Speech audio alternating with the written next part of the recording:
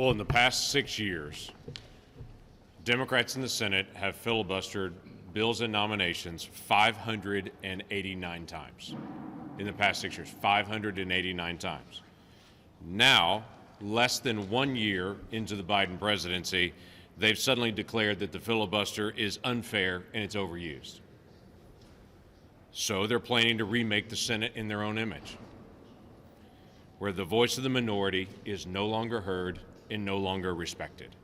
That's the plan for the Democrats. Stop allowing the minority voice to be heard. To be clear, the debate this week is not about voting rights. Federal courts already have the full ability to stay any law in any jurisdiction in any state in America that suppresses any voter or any group of voters. That's in federal law right now. This whole conversation about voter suppression is already protected by federal courts right now. The debate this week that Senator Schumer is bringing is about silencing the voice of the minority in the Senate and everyone that we represent, literally silencing half the country. This is not about protecting our republic or our election. This is about Democrats in Washington taking over every election in every state. This is about Senator Schumer's power.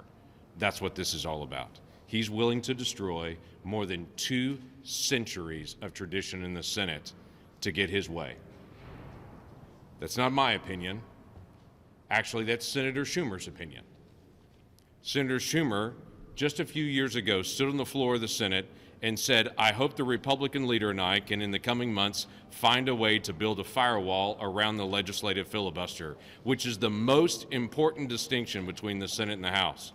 Senator Schumer continued saying this, without the 60-vote threshold for legislation, the Senate becomes a majoritarian institution like the House, much more subject to the whims of short-term electoral change. No senator would like to see that happen. So let's find a way to protect the 60-vote rule for legislation. I agree with that, Senator Schumer. I also agree with Dick Durbin. When in 2018, Dick Durbin was asked about the legislative filibuster, and he said, I would tell you it would be the end of the Senate as it was originally devised and created, going back to our founding fathers. I also agree with the 27 other Democrat senators that wrote a letter to Mitch McConnell and to Senator Schumer in 2017 asking for there to be no changes in the legislative filibuster. In that letter, they wrote this, we're asking you to join us in opposing any effort to curtail the existing rights and prerogatives of senators to engage in full, robust, and extended debate as we consider legislation before this body and in the future.